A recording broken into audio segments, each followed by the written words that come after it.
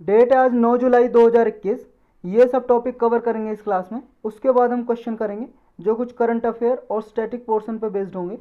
First topic है अपना INS टबर exercise. ये एक्सरसाइज रिसेंटली हुई थी इंडियन नेवी और इटली की नेवी के साथ। इंडिया का एक शिप है जिसका नाम है INS टबर, उसी के नाम पे इसका नाम है। INS टबर गया था इटली के एक स्टेट से जिसका नाम है नेपल्स। राज्य है, स्टेट है, प्रोविंस है इटली का ही। नेपल्स के पास गया था, मेडिटरन सी से बॉर्डर लगता है। और इटली कहाँ पे, ये देख लीजिए आप, ये अपना हिंदुस्तान है। यहाँ से जाओगे यूरोप में, ये वाला पार्ट है इटली। ये फ्रांस के पास है, देखो ये फ्रांस है, ये इटली है। तो यहाँ पे मेडिटरन सी में ये एक्सरसाइज हुई है। ये शिप है INS टबर, इसका नाम है INS टबर। ये एक्सरसाइज जो हुई है इसमें क्या करते हैं, एयर डिफेंस प्रोसीजर वगैरह और कम्युनिकेशन ड्रिल्स, ये ऑपरेशन परफॉर्म किए इसमें।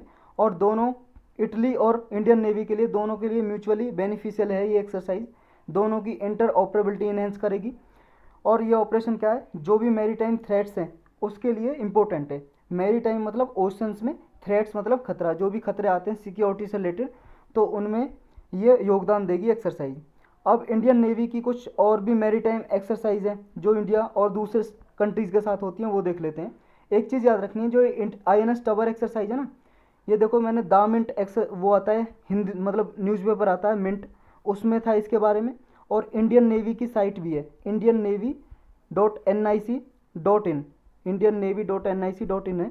इस साइट पे भी जाओगे तो इसके बारे में मिलेगा, इस एक्सरसाइज के बारे में। लेकिन उसमें कहीं भी ये नहीं लिखा हुआ कि ये 1 साल में एक्सरसाइज होगी, या 2 साल में एक बार होगी, या 1 साल में 2 बार होगी, या 2 साल में एक बार।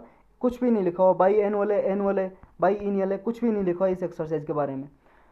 तो देखो वैसे यूपीएससी का जो सिविल सर्विस का एग्ज़ाम होता है उसमें तो ये बहुत कम चांस होता है ये पूछने का। लेकिन जो आपके ये होते हैं ना, CAPF का एग्ज़ाम होता है उसमें बहुत पूछ लेते हैं। तो इतना याद रखना किस किस के बीच में एक्सरसाइज है INS टवर। तो और कौन कौन सी एक्सरसाइज है मेरी टाइम एक्सरसाइज जो ओशंस में होती हैं। एक स्लाइन एक्स है, ये इंडिया और श्रीलंका के साथ होती है।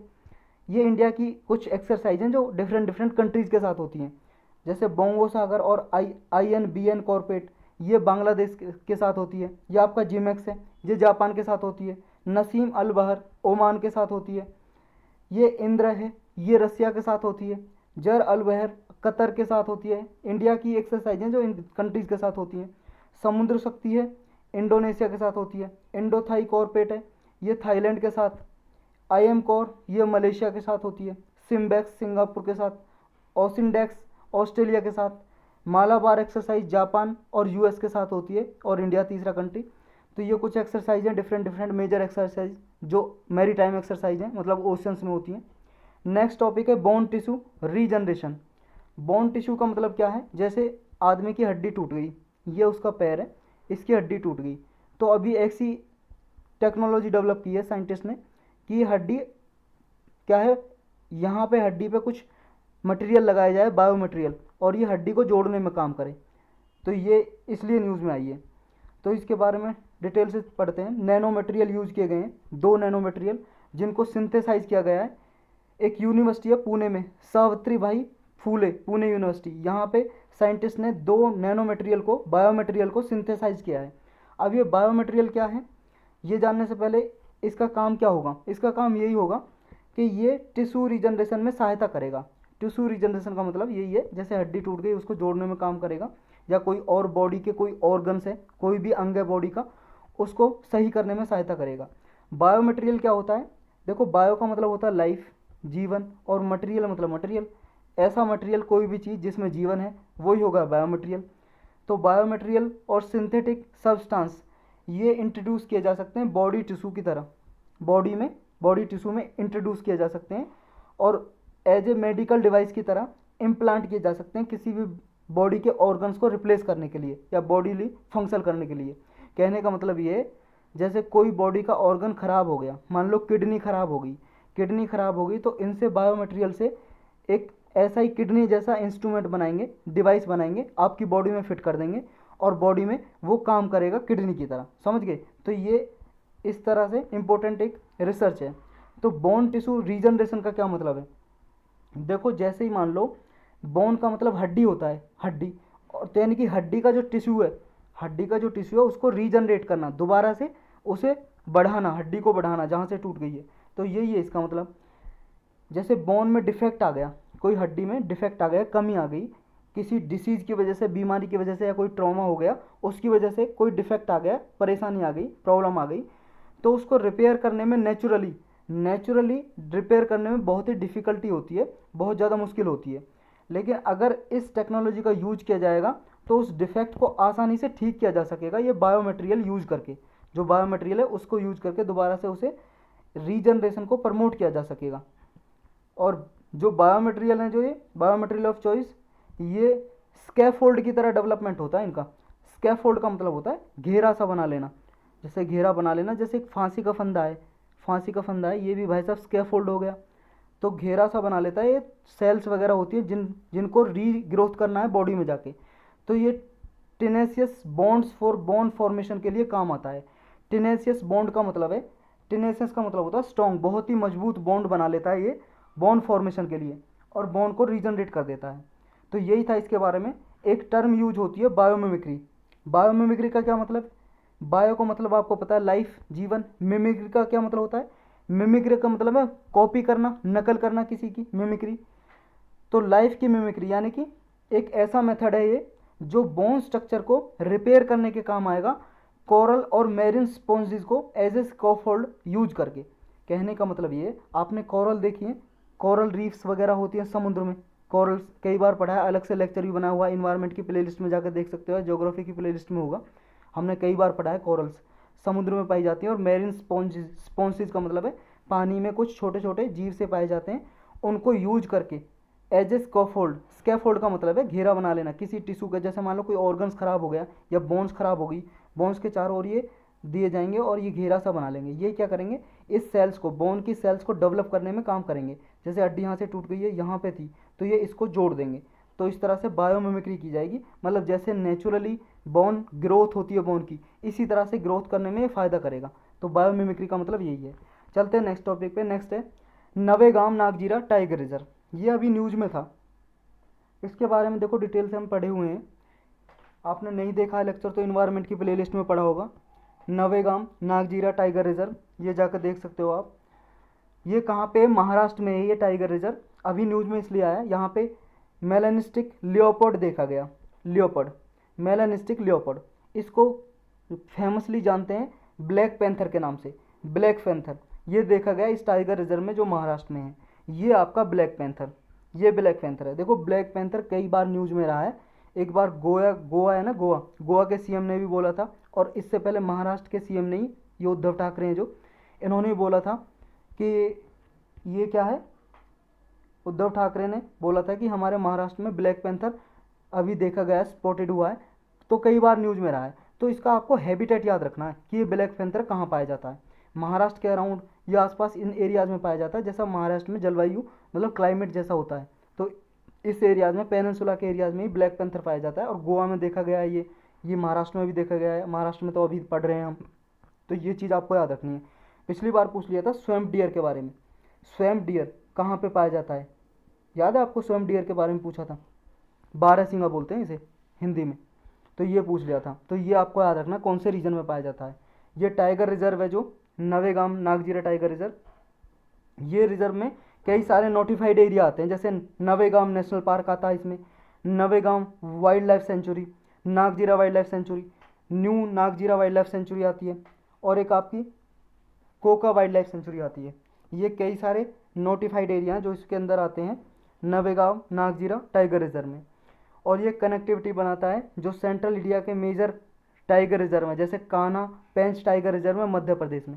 कहने का मतलब ये है, ये अपना हिंदुस्तान है, ये महाराष्ट्र है, ये मध्य प्रदेश है, यहाँ पे बीच में ये टाइगर रिजर्व है। तो महाराष्ट्र में जो पेंच और कान्हा टाइगर रिजर्व है, तो इसका जो फॉरेस्ट है, जंगल है, पेड़ वगैरह हैं, वो जाके कनेक्टिविटी बनाते हैं, वहाँ तक फैले हुए हैं कान्हा पेंच टाइगर रिजर्व तक। इधर महाराष्ट्र के और ये तड़ोबा अंधेरी टाइगर रिजर्व है वहाँ तक।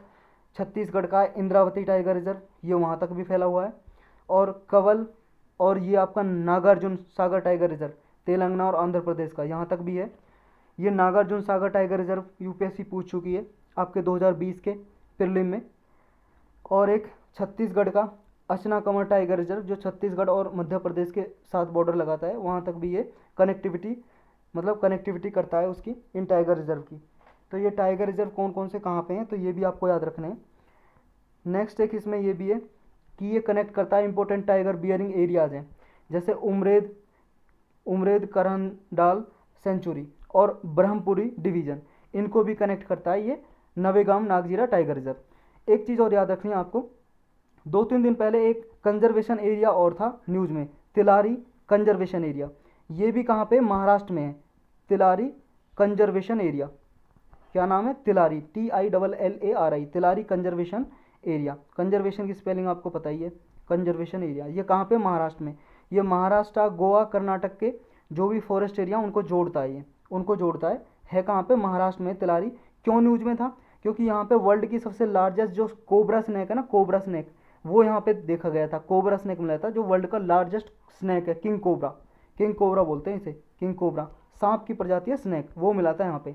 तो तिलारी कंजर्वेशन एरिया कहाँ पे, ये भी आपको याद रखना है। चलते हैं नेक्स्ट टॉपिक पे। नेक्स्ट है भालिया वीट। ये वीट क्या है, गेहूँ, गेहूँ की एक वेराइटी है। अभी न्यूज में इसलिए आई क्योंकि ये एक्सपोर्ट किया गया है यहाँ पे, केनिया एक कंट्री है, और श्रीलंका। ये आप जानते हो केनिया श्रीलंका कहाँ पे, नहीं जानते तो देख लो। ये अपना हिंदुस्तान ऊपर दिखाई दे रहा है आपको, ये हिंदुस्तान, यहाँ से आ जाओ इधर केनिया में, ये वाला केनिया आ गया, और ये श्रीलंका तो आपको पता ही है इंडिया के साइड में। तो यहाँ पे इसका एक्सपोर्ट किया गया भालिया वैरायटी का वीट का। ये कहाँ पे है, गुजरात में होती है ये वैरायटी, और गुजरात को GI टैग मिला हुआ है, जोग्राफिकल इंडिकेशन टैग मिला हुआ है भालिया वीट के लिए। अब GI टैग सब लोग आप जानते होंगे क्या होता है, कई बार हम पढ़ चुके हैं। क्या होता है GI टैग, बताओ। GI टैग होता है भाई साहब किसी भी प्रोडक्ट के लिए, नेचुरल हो या मैन मेड, कोई भी प्रोडक्ट बनाया है, गुड्स बनाइए, कोई भी वस्तु बनाइए, मान लो कोई यूनिक प्रॉपर्टी है उसकी, तो उसको ना उस जगह के लिए या पर्टिकुलर रीजन के लिए या स्टेट के लिए GI टैग दे देते हैं। मतलब कि अगर गुजरात को इसको मिला है, गुजरात को मिला हुआ है भालिया वीट के लिए, तो भालिया वीट के नाम से कोई और वीट नहीं बेच सकता। ऐसा नहीं है भाई साहब कि उड़ीसा बोलने लगे कि उड़ीसा में जो गेहूँ होता है, थोड़ा बहुत गेहूँ होता है, वैसे तो चावल ज़्यादा होते हैं, मान लो MP में जो गेहूँ होता है वो भालिया नाम से बेचने लगे कि हमारा गेहूँ है जो भालिया नाम का है, और भालिया नाम से बेच सके, तो ऐसा नहीं होगा। इसे क्या है, इस पर फाइन लग सकता है, MP अगर ऐसा करेगा, MP के कोई लोग करेंगे ऐसा, तो भालिया जो वीट का जिसको मिला हुआ है GI टैग गुजरात को, वो ही बेचेगा उस नाम से, समझ गए। तो ये लगभग 10 साल के लिए मिलता है। ये एक एक्ट बनाया हुआ है हमारी कंट्री में GI टैग नाम से, GI geographical indication certification act, ये बना हुआ है। ये 1999 में बनाया था, 1999 में। और सबसे पहले GI टैग किस प्रोडक्ट को मिला था, दार्जिलिंग टी को। दार्जिलिंग आप सबको पता है कहाँ पे रीजन, दार्जिलिंग है भाई साहब वेस्ट बंगाल में, वेस्ट बंगाल में सिक्किम से बॉर्डर लगाता है, असम और सिक्किम से। दार्जिलिंग की टी है चाय, इसको सबसे पहले मिला था GI टैग। तो ये चीज़ भी आपको याद रखनी है। और जब मिल जाता है 10 साल के लिए, एक तरह से पेटेंट सा मिल गया कि इस वैरायटी को इस नाम से कोई नहीं बेचेगा, और 10 साल के बाद इसे एक्सटेंड भी किया जा सकता है अगले 10 साल के लिए।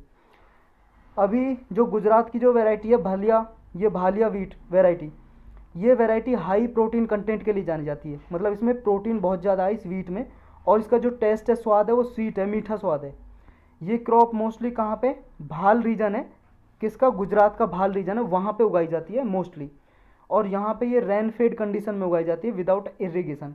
रेन फेड का मतलब है जितना इसे पानी चाहिए ना उगाने के लिए, फसल को तो पानी चाहिए उगाने के लिए, तो क्रॉप को जितना पानी चाहिए, सिंचाई चाहिए, इरिगेशन चाहिए, उतना बारिश हो जाती है यहाँ पे। तो अलग से ग्राउंड वाटर से या सरफेस वाटर से इरिगेशन पानी लगाने की अलग से ज़रूरत नहीं पड़ती, तो बारिश पे ही डिपेंड है ये यहाँ पे। और लगभग 2 लाख हेक्टेयर के एरियाज़ में उगाई जाती है गुजरात में। गुजरात में देखो कुछ और भी GI प्रोडक्ट हैं, मतलब जिनको GI टैग मिल चुका है। कुछ ऐसे प्रोडक्ट हैं जैसे वुडन प्रिंटिंग ब्लॉक, ये पेथापुर एक जगह है गुजरात में। यहाँ पे क्या है, लकड़ी का एक प्रिंटिंग ब्लॉक है जिसपे लकड़ी के एक तख्ते पे क्या है, प्रिंटिंग की जाती है, प्रिंटिंग। तो ये भी फेमस है, इसको भी GI टैग मिला हुआ है। कुछ और भी हैं गुजरात के, जैसे संखेड़ा का फर्नीचर बहुत ही फेमस है, उसको GI टैग मिला हुआ है। अगर संखेड़ा का फर्नीचर खरीदने जाओगे आप, तो आपको संखेड़ा जहाँ पे बनता है वो ही उस नाम से बेच सकते हैं अपने फर्नीचर को। जैसे चेयर हो गई, सोफ़ा हो गया, बेड हो गया, ऐसे फर्नीचर बिकता है संखेड़ा का, बहुत ही हाई क्वालिटी का होता है। एक है आपका एगेट्स फ्रॉम खाम्बत। खाम्बत एक जगह गुजरात में, सुना ही होगा आपने, खाम्बत की खाड़ी। तो ये खाम्बत की गल्फ़ है, गल्फ़ ऑफ खाम्बत गल्फ़ है। तो खम्बत का एगेट्स है। एगेट्स का क्या मतलब होता है, एक पत्थर टाइप सा होता है जिसे सुलेमानी पत्थर बोलते हैं, कुछ इस पर कढ़ाई वगैरह हुई रहती है, मतलब कुछ बना हुआ होता है, एगेट्स बोलते हैं उसको।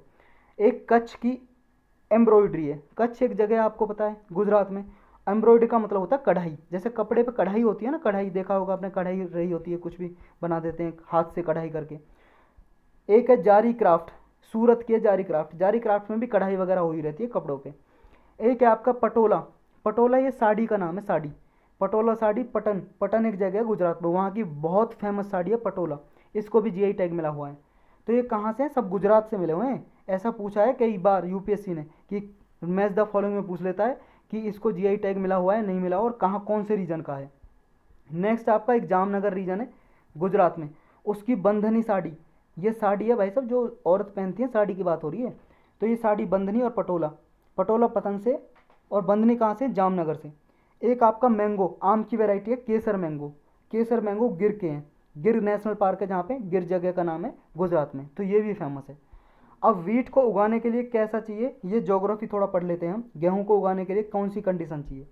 देखो वीट एक तो रबी क्रॉप है। रबी क्रॉप का मतलब क्या है? सर्दियों में, विंटर क्रॉप है, सर्दियों में उगाई जाने वाली क्रॉप है, फसल है।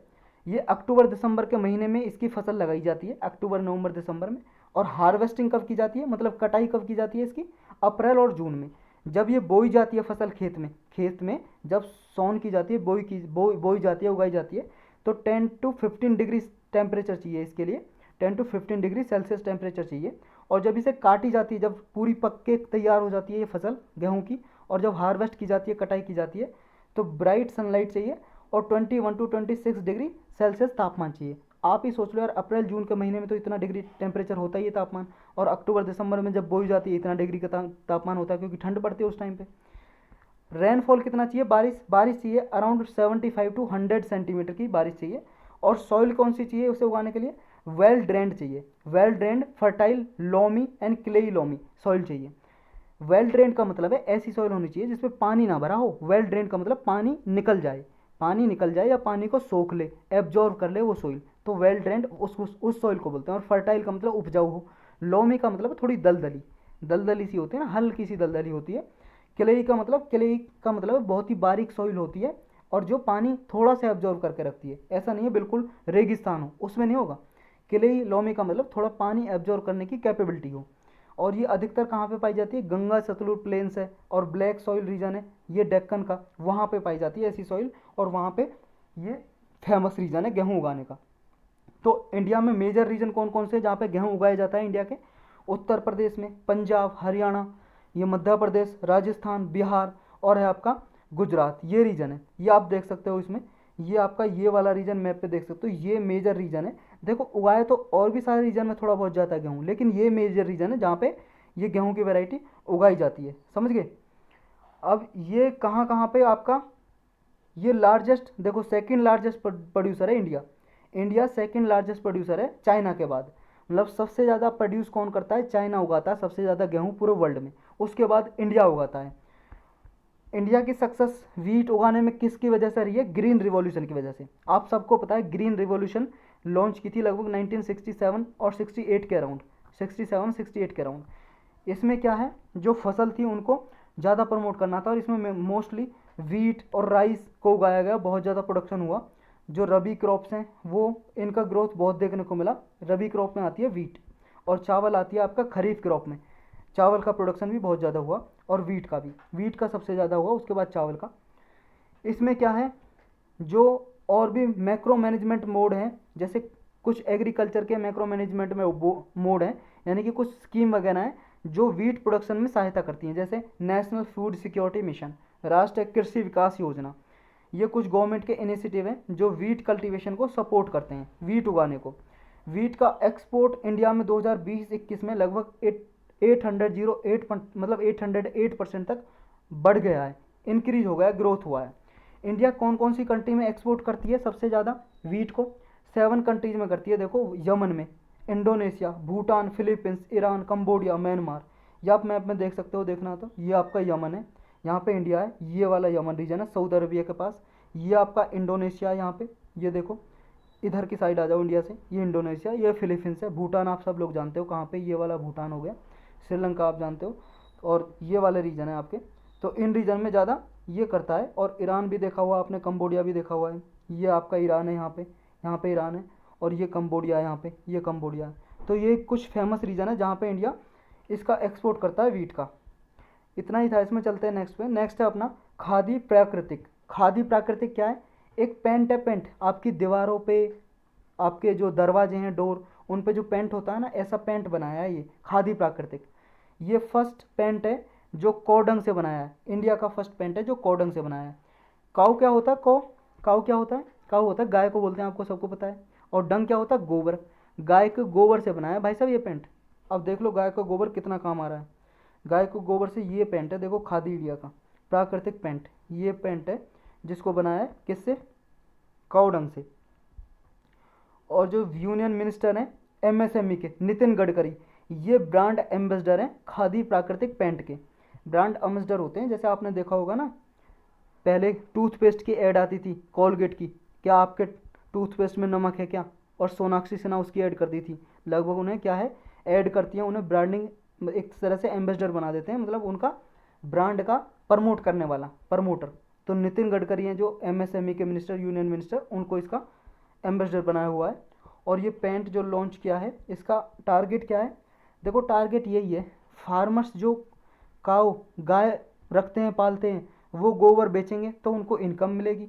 इनकम मिलेगी यानी कि सेल्फ एम्प्लॉयमेंट जनरेट होगा, रोजगार मिलेगा, इनकम जनरेट होगी, ये फ़ायदा होगा। चलते हैं नेक्स्ट पर। नेक्स्ट है अपना सेंट्रल इन्फॉर्मेशन कमीशन। देखो इसके लिए स्पेशल लेक्चर बनाया हुआ पॉलिटी की प्लेलिस्ट में, आप देख सकते हो उसमें जाकर डिटेल में। शॉर्टकट में ब्रीफली डिस्कस करेंगे, या आपके पास पॉलिटी की लक्ष्मीकांत बुक होगी, लक्ष्मीकांत, उसमें चैप्टर पढ़ सकते हो आप, जहाँ से भी आपको अच्छा लगे देख सकते हो।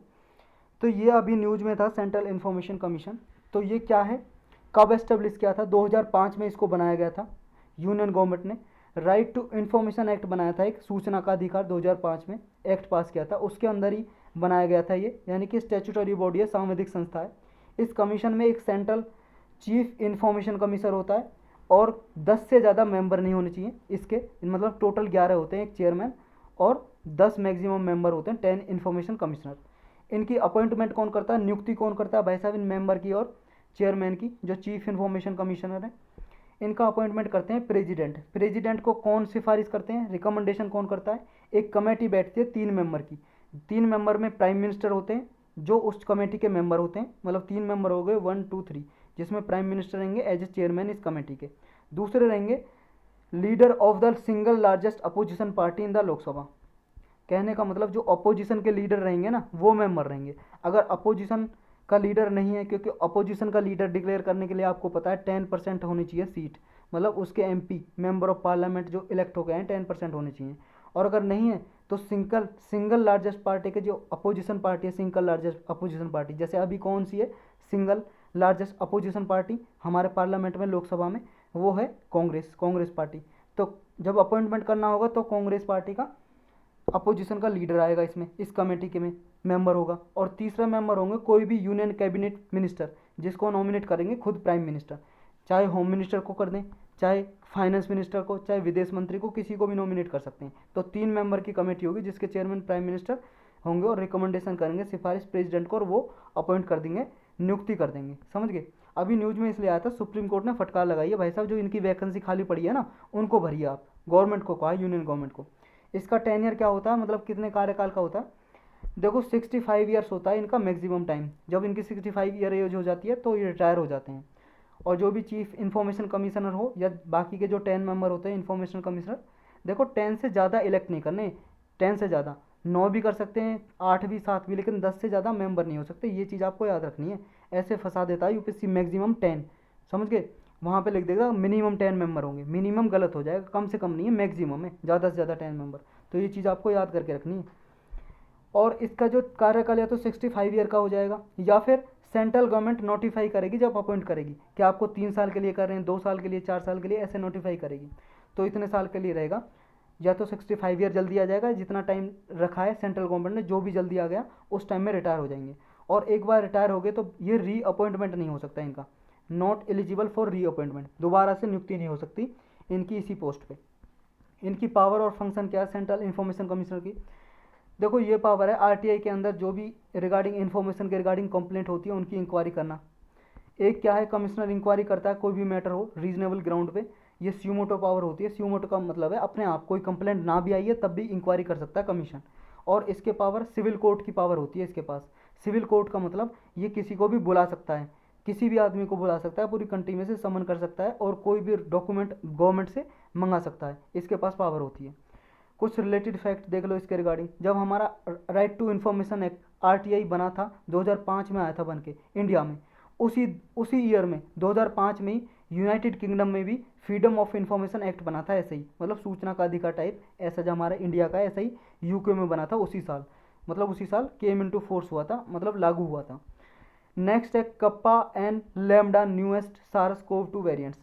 देखो कई बार पढ़ा हमने वेरिएंट्स के बारे में। जब वायरस अपने आप को चेंज कर लेता है, अपने जेनेटिक वेराइट जो जेनेटिक इन्फॉर्मेशन होती है उसमें चेंज कर लेता है, उसको वेरिएंट बोल देते हैं। कहने का मतलब ये, जैसे कोरोना वायरस है, आपने सभी ने देखा होगा कोरोना वायरस, न्यूज़ देखते रहते हो, कुछ ऐसा होता है, ऐसा होता है, इसके स्पाइक होती हैं, स्पाइक प्रोटीन है ये। तिल स्पाइक का मतलब होता है माचिस की तिल्ली, माचिस की तिल्ली होती है ना, ऐसे स्पाइक की तरह इस पर प्रोटीन लगे हुए हैं, ये प्रोटीन है इसके। तो ये इसके अंदर क्या आरएनए है, आरएनए कुछ इस टाइप का है मान लो।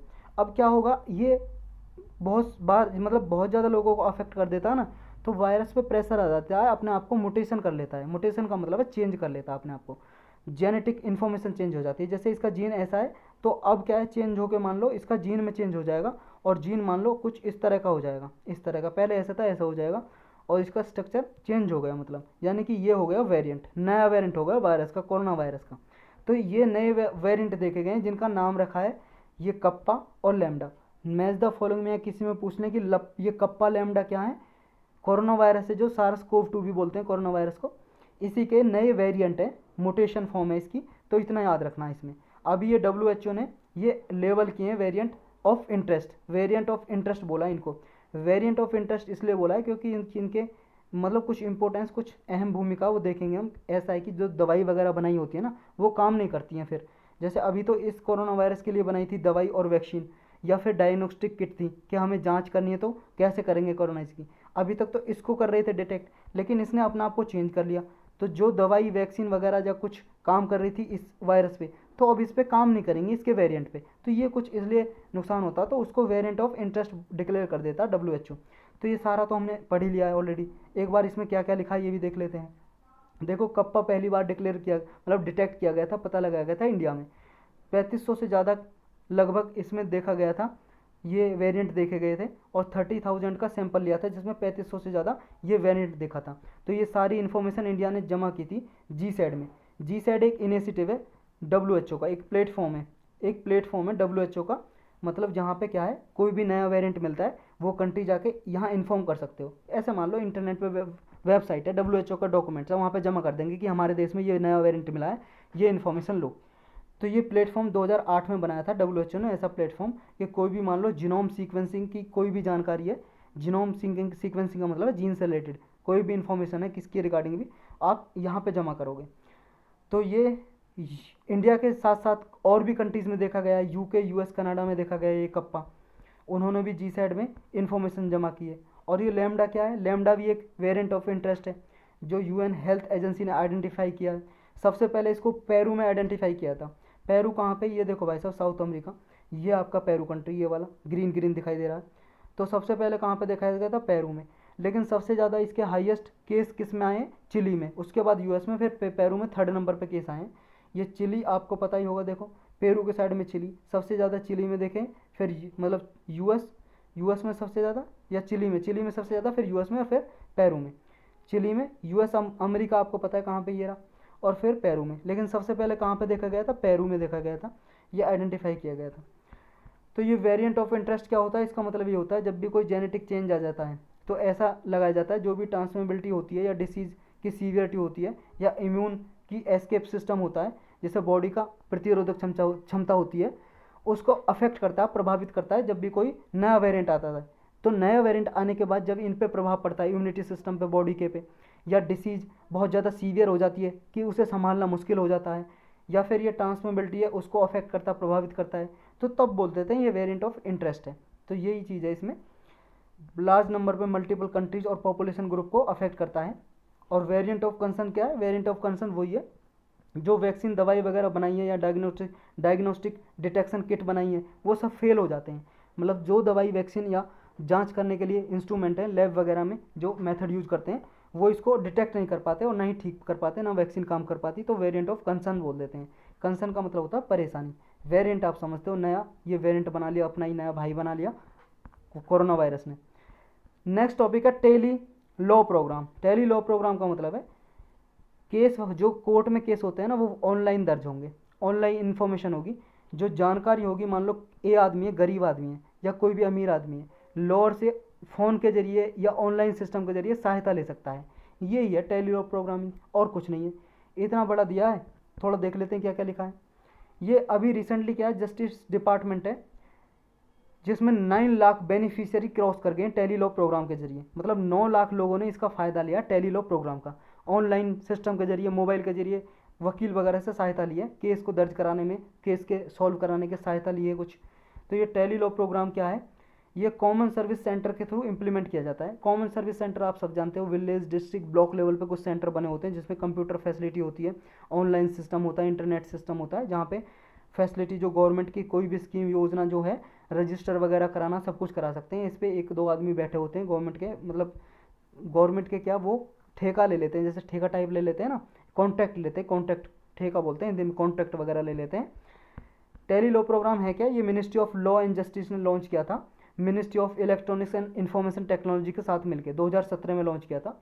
जो भी लिटिगेशन मुकदमे आते हैं उन्हें प्री स्टेज पे ही सॉल्व किया जा सके, एड्रेस किया जा सके, इसलिए लॉन्च किया था कि सारे वीडियो कॉन्फ्रेंसिंग के जरिए केस सुने जा सकें, वीडियो के जरिए, जैसे आप मोबाइल पे व्हाट्सएप पे कॉलिंग करते हैं ना, वीडियो कॉलिंग, ऐसे ही क्या है कुछ टेली लॉ प्रोग्राम है, उस पर क्या है वीडियो कॉन्फ्रेंसिंग के जरिए अपने अपने घर पे मान लो है अपराधी भी, क्रिमिनल हो या विक्टिम हो, और वहीं से केस सुनाया जा सके, कोर्ट सजा दे सके या कुछ डिसीजन दे सके, ये सारा जो क्या है इसके थ्रू टेली लॉ प्रोग्राम का यूज किया जाता है। ये टेली लॉ का कॉन्सेप्ट कब आया था, इसलिए आया था जो लीगल एडवाइस वगैरह है उनकी डिलीवरी फैसिलिटेट की जा सके, किसके जरिए, लॉर्ड्स के जरिए। लॉर्ड्स के जरिए देखो एक एक्ट है लीगल सर्विस एक्ट, उसमें स्टेट लीगल सर्विस अथॉरिटी और national legal service authority create की गई हैं, और उनके थ्रू क्या है लॉयर की फैसिलिटी दी जाती है ऐसे गरीब लोगों को जो लॉयर अफोर्ड नहीं कर सकते। तो लॉयर की फैसिलिटी दी जाए उन्हें ऑनलाइन, कॉमन सर्विस सेंटर के थ्रू सहायता दी जाए ऐसे लोगों को। तो इसमें देखो सहायता तो सभी ले सकते हैं, अमीर या गरीब, लेकिन गरीब लोग जो पुअर लोग हैं उनको फ्री में लॉयर उपलब्ध किया जाता है, लॉयर मतलब वकील दिया जाता है कि उन्हें रिप्रेजेंट कर सके, कोर्ट में उनका केस वगैरह लड़ सके। जो भी मार्जिनलाइज्ड और डिसएडवांटेज पर्सन होते हैं, मतलब गरीब लोग होते हैं उनको। इसके बेनिफिट और सिग्निफिकेंस क्या है, बेनिफिट यही है कि कोई भी मान लो बिना टाइम वेस्ट किए हुए, मनी वेस्ट किए हुए कोई लीगल एडवाइस लेना चाहता है लॉयर से, तो वो ले सकता है ऑनलाइन, और ये सर्विस क्या है फ्री होगी उनके लिए जो भी लीगल एड मतलब फ्री लीगल एड सर्विस के लिए एलिजिबल है।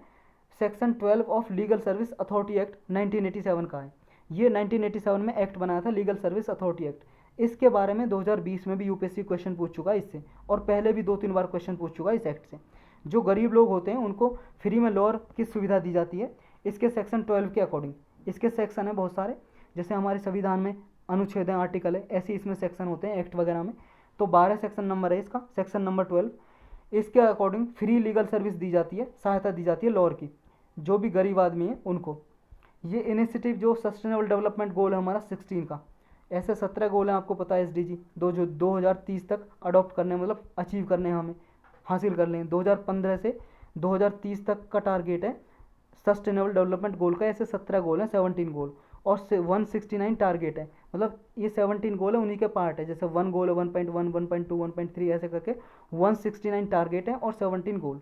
इनको अचीव करना 2030 तक यूनाइटेड नेशन ने अडॉप्ट किए थे 2015 में। तो 16 नंबर का गोल क्या है, इसका टारगेट है promote peaceful inclusive societies for sustainable development goal, मतलब शांति को प्रमोट करना, इंक्लूसिव सोसाइटी को प्रमोट करना, और जस्टिस की डिलीवरी करना सभी के लिए, एक्सेस और जस्टिस के लिए, न्याय के लिए, सभी के लिए एक्सेसिबिलिटी हो। तो इसको भी, इस सस्टेनेबल गोल नंबर 16 को भी प्रमोट करता है टेली लॉ प्रोग्रामिंग। तो यही है इसमें। नेक्स्ट है अपना indemnity issues hold up US vaccine donation. Indemnity के बारे में हम पहले भी डिस्कस कर चुके हैं। इंडेमनिटी का मतलब होता है हर्जाना, हर्जाना, जैसे आपने किसी का घर का शीशा तोड़ दिया तो उसका आप हर्जाना भरो। तो ये हर्जाना का बात कहाँ से आई है, ये किसका घर का शीशा तोड़ा है आप, ये भाई साहब ये देश यूएस की एक कंपनी थी, वो वैक्सीन डोनेट कर रही थी बहुत सारी कंट्री को, इंडिया को भी कर रही थी, इंडिया को भी डोनेट कर रही थी। डोनेट का मतलब है दान, दान कर रही थी वैक्सीन कोरोना की, लेकिन अभी होल्ड अप कर दिया है ये, मतलब रोक दिया है। रोक दिया है, यूएसए अभी नहीं दे रहा है ये कई कंट्रियों को और इंडिया को भी नहीं दे रहा है। बैकग्राउंड क्या है, इंडेमनिटी की वजह से, इंडेमनिटी की वजह से नहीं दे रहा है। इसने कहा है अभी देखो अमेरिकन मेड कोविड-19 की वैक्सीन लगभग 80 मिलियन वैक्सीन अनाउंस की थी कि इंक्लूडिंग इंडिया को हम डोनेट करेंगे, दान में देंगे, लेकिन इंडेमनिटी क्लाउज की वजह से अभी रोक दिया है। ये इंडेमनिटी क्लाउज है क्या, देखो इंडेमनिटी का सिंपल टर्म में मतलब होता है सिक्योरिटी अगेंस्ट लॉस और अदर फाइनेंशियल स्ट्रेस। ये आप डेफिनेशन में लिख सकते हो। मतलब सिक्योरिटी का मतलब आपने किसी का नुकसान कर दिया है तो उसका आप हर्जाना भरो, उसका पैसे दो, कुछ भी दो, फाइनेंशियल स्ट्रेस हो गया, कुछ हो गया, उसका नुकसान हुआ है जो भी, आप किसी की बुक ले गए, आपकी बुक ले गए, किसी की लक्ष्मीकांत बुक ले गए, आप लक्ष्मीकांत बुक ले गए, आपने अपनी बुक समझ के आप उसी पे सब्जी वगैरह रख के, समोसा वगैरह रख के खा रहे हो, समोसा रखा, उसका पेज वेज खराब हो गया, तेल वेल हो गया, उसके पेज वेज फट गए, तो इसका हर्जाना भरो, आप उसकी नई बुक ला के दो, तो ये हो गया इंडेमनिटी, आपने हर्जाना भरा, तो ये है इंडेमनिटी। लीगल टर्म में देखें तो इंडेमनिटी का जो क्लाउज है वो क्या है, मतलब एक पार्टी होती है जो कोई नुकसान कर देती है तो दूसरी पार्टी कंपनसेट करती है उस पहली पार्टी का, मतलब मुआवजा देती है।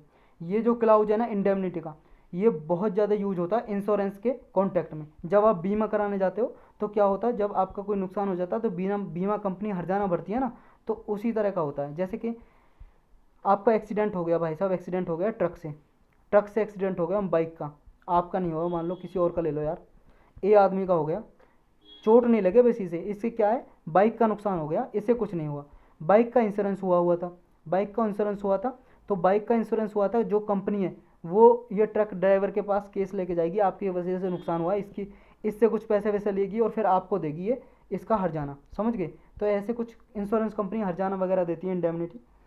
इंडिया के केस में क्या हुआ है, जब यूएस की कंपनी वैक्सीन दे रही थी इंडिया में, तो इंडिया गवर्नमेंट ने कहा था कि भाई साहब क्या करो, आप वैक्सीन दो, जो भी आपको वैक्सीन से नुकसान होगा वो हम देंगे। इंडियन गवर्नमेंट ने कहा कि हर्जाना हम देंगे। कहने का मतलब ये है, जैसे मान लो कोई भी टैबलेट होती है, तो टैबलेट कोई भी दवाई है, मान लो ये आपने ली दवाई, सब जानते होंगे पैरासीटामोल, पैरासीटामोल बुखार के लिए यूज होती है, किसी को फीवर हो जाता है पैरासीटामोल देता है डॉक्टर, तो पैरासीटामोल मान लो आपने खाई, उसकी वजह से आपको क्या है नुकसान हो गया, मान लो आपको कुछ और दिक्कत हो गई, पेट में कुछ भी खराबी हो गई, और वो क्या है उसमें कुछ और इंग्रेडिएंट मिला हुआ था जिसकी वजह से आपको नुकसान हो गया, और जो पैरासीटामोल जो कंपनी बना रही है इस टैबलेट को, अब उस कंपनी के पास केस चलेगा आपका, आपने मान लो कोर्ट में केस डाल दिया कि इस पैरासीटामोल खाने के बाद मुझे नुकसान हो गया, तो आप कंपनी में केस डालोगे, कंपनी फिर जो भी नुकसान हुआ है, आपके इलाज जो भी लगेगा या जो भी नुकसान हुआ है बॉडी में, उसका हर्जाना भरेगी कंपनी, समझ गए। तो ऐसा क्या है, तो वैक्सीन जब ये लगा रही थी कंपनी, वैक्सीन दे रही थी इंडिया में, तो ये इन्हें डर था कि अगर मान लो कोई साइड इफेक्ट हो गया, मान लो जिस इंडिया में किसी मतलब पीपल ने लिया वैक्सीन लगाई और उससे साइड इफेक्ट हो गया, कोई नुकसान हो गया, तो कंपनी ने भाई साहब हाथ खड़े कर दिए, कंपनी ने कहा कि नहीं हम हर्जाना नहीं भरेंगे, अगर आप गारंटी लेते हो तभी हम वैक्सीन देंगे इंडिया में। तो इंडिया ने कहा ठीक है भाई साहब इमरजेंसी है, जो भी कोई नुकसान होगा लोगों को हम भरेंगे हर्जाना। तो गवर्नमेंट ने वैक्सीन मेकर कंपनी को छूट दे दी इंडेमनिटी की कि हम हर्जाना भरेंगे, कोई भी साइड इफेक्ट हुआ तो दो। लेकिन कुछ एक्सेप्शन भी है कि हर्जाना जब नहीं भरना पड़ता, जो इंडेमनिशन है वो नहीं भरना पड़ता, इंडेमनिफिकेशन यूज नहीं होता। वो कब यूज नहीं होता, जब मान लो कस्टमर की नेग्लिजेंस और ग्रॉस नेग्लिजेंस की वजह से कुछ नुकसान हुआ है, कि आपको वैक्सीन दी, आपको था कि वैक्सीन आपको क्या है, वैक्सीन लगवानी है आपको अगले 3 महीने में, एक डोज लगेगी अब और अगले 3 महीने में लगनी है, 3 महीने से पहले नहीं लगेगी, 3 महीने से पहले लगेगी तो नुकसान हो सकता है। लेकिन आपने क्या किया, मान लो रिकॉर्ड नहीं था, इसका कोई रिकॉर्ड नहीं था, आपने 2 महीने में जाकर लगवा ली, तो आपको नुकसान हो गया बॉडी में। तो ये नुकसान जो होगा ना आपकी लापरवाही की वजह से हुआ है, नेग्लिजेंस का मतलब है लापरवाही, केयरलेसनेस, तो ये आपकी केयरलेसनेस की वजह से हुआ है, नेग्लिजेंस की वजह से, तो इसका हर्जाना ना गवर्नमेंट देगी ना कंपनी, कोई नहीं देगा। या आपने कोई भी प्रोडक्ट है, कोई टैबलेट मान लो कुछ भी है, इम्प्रॉपर तरीके से यूज किए, मान लो बुखार की पैरासीटामोल लेनी थी आपको दिन में 2 टैबलेट सुबह शाम, आपने 5 टैबलेट ले ली कि बुखार की मैं 5 टैबलेट ले लेता हूँ, एक ही दिन में ठीक हो जाऊँगा, तो भाई साहब फिर आपको जो नुकसान होगा ना उसका हर्जाना ना कंपनी देगी ना सरकार देगी, क्योंकि आपने गलत तरीके से यूज किया है टैबलेट वगैरह को, प्रोडक्ट्स को। नेक्स्ट है bad faith failure to comply with this obligation in agreement. Agreement में मान लो आप कोई आपकी जो आस्था थी, फेथ थी, वो फेलियर हो गई, बैड फेथ फेलियर, उस कंप्लाई नहीं करते आप एग्रीमेंट से, जो भी समझौता हुआ है उससे आप मानते नहीं हो, समझौता हो जो भी हुआ है, तो फिर कोई ऑब्लिगेशन नहीं होगी कंपनी की ना गवर्नमेंट की आपको हर्जाना दे। तो यही था इसमें कुछ इसके रिलेटेड फैक्ट है। WHO ने एक compensation no fault compensation programme launch किया है कोविड-19 के लिए, कोविड-19 वैक्सीन के लिए ये कोवैक्सीन अलायंस के साथ मिलकर किया है नो फॉल्ट कंपनसेशन प्रोग्राम। किसके लिए किया है? कोविड-19 वैक्सीन के लिए। किसने किया है? WHO ने। इतना याद रखना है, नो फॉल्ट कंपनसेशन प्रोग्राम। तो यही था इसमें। आज के इतने टॉपिक थे। अब हम क्वेश्चन करेंगे इस पे बेस्ड। फर्स्ट क्वेश्चन है हमारा, हीट पंप के रिगार्डिंग आपको ये बताना है कौन सी स्टेटमेंट करेक्ट है। ये न्यूज में था अभी, हीट पंप। आप ये एक स्टेटमेंट दी हुई है, आप पढ़ लीजिए, बताइए कौन सी करेक्ट है। इतने में पानी पी लेता हूँ, गर्मी बहुत ज़्यादा है यार, बहुत ज़्यादा प्यास लग रही है आज।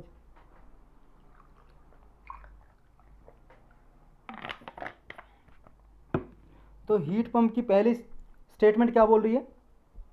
ये क्या है? किसी भी प्लेस को, कोई जगह है यहाँ पे, उसको कूल ठंडा करने और गर्म करने के काम आ सकता है हीट पंप। नेक्स्ट कह रहा है हीट पंप क्या है? हीट क्रिएट करता है, हीट पैदा करता है, इस वजह से जो प्लेस है उसको गर्म कर देता है। नेक्स्ट कह रहा है ये मॉडरेट क्लाइमेट कंडीशन जहाँ पे होती है, मतलब जहाँ पे ना तापमान ज़्यादा है और ना ज़्यादा कम है, वहाँ पे मोस्ट एफिशिएंट है, मतलब सबसे ज़्यादा वहाँ पे काम करते हैं। हीट पंप कुछ ऐसा होता है जैसे आपने साइकिल में हवा भरने वाले पंप देखे हैं, साइकिल में जिनसे हवा भरी जाती है, या बाइक वगैरह में कुछ पंप होते हैं हवा भरने के लिए, या वो होते हैं कार वगैरह में पंप होते हैं जो पैर से चलते हैं या हाथ से चलते हैं, ऐसे कुछ पंप टाइप होते हैं, इलेक्ट्रिक से चल सकते हैं। तो ये आपको बताना कौन सी स्टेटमेंट करेक्ट है हीट पंप के रिगार्डिंग। ये न्यूज़ में था रिसेंटली, इसमें ज़्यादा कुछ कराने के लिए नहीं था, इसलिए क्वेश्चन की फॉर्म में ले लिया मैंने। तो बताइए सेकंड 1 2 1 3 या 2 3। देखो सेकंड स्टेटमेंट बिल्कुल गलत है, क्योंकि ये कोई हीट क्रिएट नहीं करता। जैसे मान लो आप मान लो हवा भरने वाला पंप है साइकिल में, क्या कोई हीट क्रिएट करता, पैदा करता है? क्या करता है? हवा बस भर देता है। तो इसका भी काम क्या है? जैसे कमरे में हीट है, इसको भरेगा, खींचेगा और बाहर छोड़ देगा, प्लेस को ठंडा कर देगा। अगर मान लो यहाँ ज़्यादा ठंड है तो यहाँ पे क्या करेगा? बाहर से गर्म हवा लेगा, कमरे में छोड़ देगा ठंडी हवा के साथ, और गर्म हवा आ जाएगी तो उसको गर्म कर देगा। ये काम है इसका, कोई हीट वीट क्रिएट नहीं करता। तो ये गलत हो जाएगा। तो इसका आंसर हो जाएगा सी, 1 और 3 करेक्ट। नेक्स्ट आपको बताना है इलेक्ट्रल बॉन्ड्स के रिगार्डिंग स्टेटमेंट दी है, करेक्ट कौन सी है? पूरे सालों साल न्यूज में रहा है इस बार। तो देखो यूपीएससी इससे मेंस में तो क्वेश्चन पूछ भी चुकी है और आगे भी पूछा जा सकता है। अगर लेक्चर नहीं देखा आपने, पॉलिटी की प्लेलिस्ट में जाकर देख सकते हो, इलेक्ट्रल बॉन्ड पे बनाया हुआ है लेक्चर। तो बताइए इलेक्ट्रल बॉन्ड का जो मैक्सिमम लिमिट है वो 1 करोड़ रुपए तक है क्या? आप इलेक्ट्रल बॉन्ड खरीद के किसी पॉलिटिकल पार्टी को डोनेट कर सकते हो, दान दे सकते हो। तो या इसकी मैक्सिमम ज़्यादा से ज़्यादा 1 करोड़ का ही खरीद सकते हो क्या आप बॉन्ड? मैक्सिमम लिमिट है क्या इसकी? नेक्स्ट कह रहा है जो भी पर्सन खरीदेगा बॉन्ड वो इंडिया का सिटीजन हो या इंडिया की एस्टेब्लिश से या इनकॉर्पोरेटेड से कुछ रिलेटेड संबंध हो। नेक्स्ट है बॉन्ड क्या है? जब नहीं खरीदे जा सकते जब मॉडल कोड ऑफ कंडक्ट, आचार संहिता होती है ना, जो आचार संहिता जब इलेक्शन होते हैं उससे पहले जो लग जाती है आचार संहिता, मॉडल कोड ऑफ कंडक्ट, जब ये लगी हो तो ये इलेक्ट्रल बॉन्ड को परचेज नहीं कर सकते क्या, खरीद नहीं सकते क्या उस टाइम पे? आपको ये बताना है कौन सा करेक्ट है, 1 2 2 ओनली, 2 3 या ऑल ऑफ द अबव। देखो तीसरा बिल्कुल गलत है। ये कह रहा है कि इसे जब नहीं खरीद सकते जब मॉडल कोड ऑफ कंडक्ट क्या है, लगा हुआ। बिल्कुल गलत है, तब भी खरीद सकते हैं अगर ये पीरियड उस टाइम पे आता है जब ये ओपन किया जाता है 15 दिन के लिए खरीदने के लिए। और ये भी फर्स्ट भी बिल्कुल गलत है, क्योंकि मैक्सिमम लिमिट तो कुछ है ही नहीं, कितने का भी खरीदो आप। 1 करोड़ का छोड़ो, 1000 करोड़ का खरीदो, लेकिन 1000 के मल्टीपल में होना चाहिए, ऐसा कहा है। यानी कि मिनिमम लिमिट कितनी हो गई? 1000 रुपीज़। तो ये इंक्लूडेड है, आपको समझना है ये। तो कौन सा करेक्ट हो गया? 2 ओनली, बी करेक्ट हो जाएगा।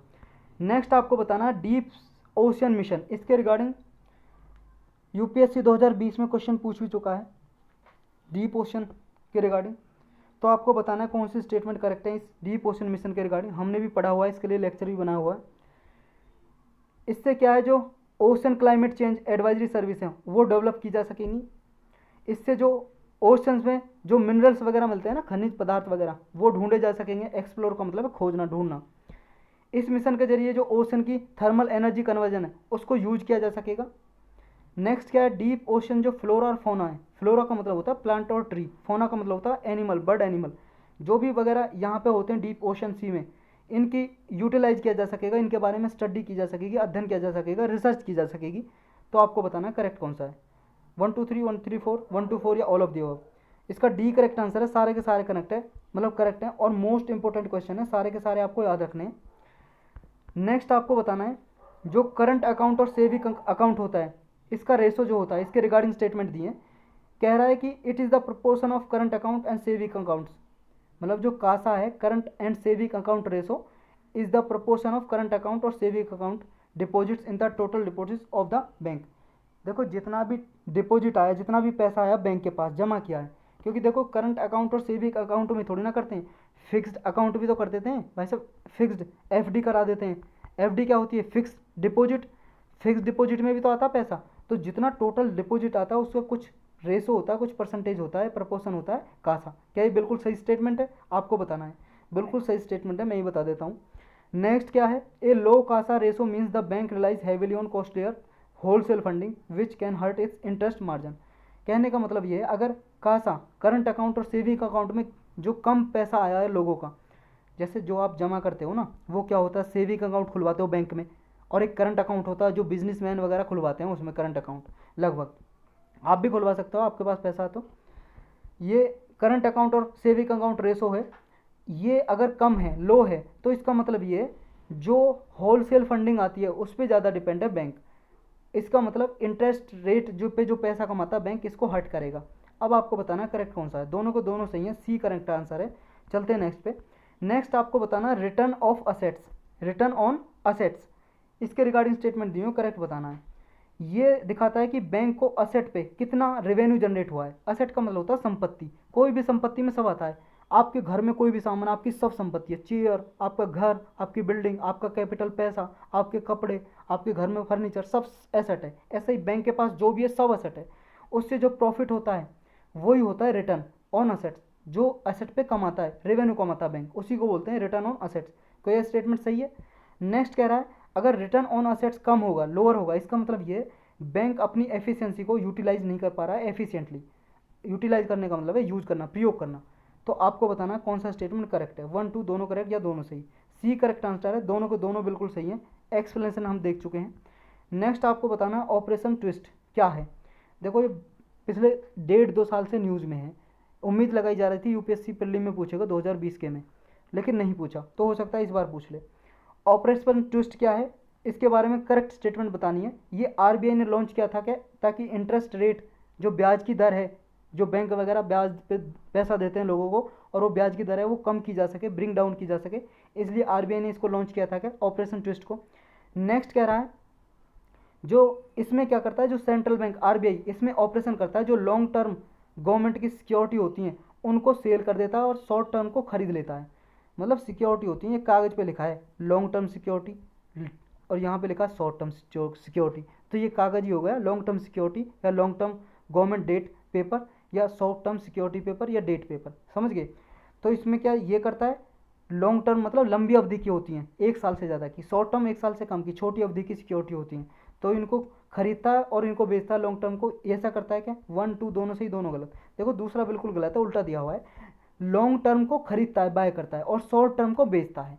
देखो लॉन्ग टर्म को खरीदेगा तो इसको लॉन्ग टर्म को खरीदेगा, सिक्योरिटी खरीदी, यानी कि बैंक से मान लो कोई सिक्योरिटी पेपर खरीद लिया, ये मान लो 1 लाख करोड़ का था, तो 1 लाख करोड़ बैंक के पास जाएगा, बैंक के पास जाएगा तो पैसा बहुत ज़्यादा होगा बैंक के पास।